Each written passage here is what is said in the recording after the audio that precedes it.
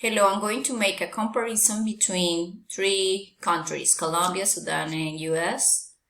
It is a remarkably difference between the American culture besides Sudan and Colombia because Sudan people and Colombian people are more friendly.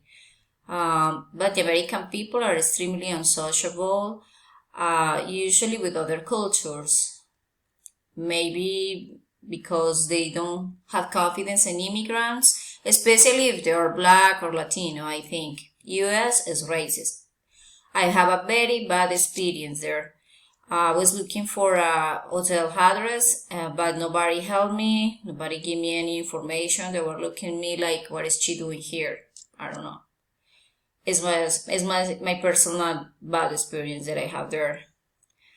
But I think the Americas are it is absolutely hard to find a friendly people there, especially if you are Latino or black. I hope one day if I come back, everything change. I hope so. It was like 5 years ago. I don't know. Okay, thank you.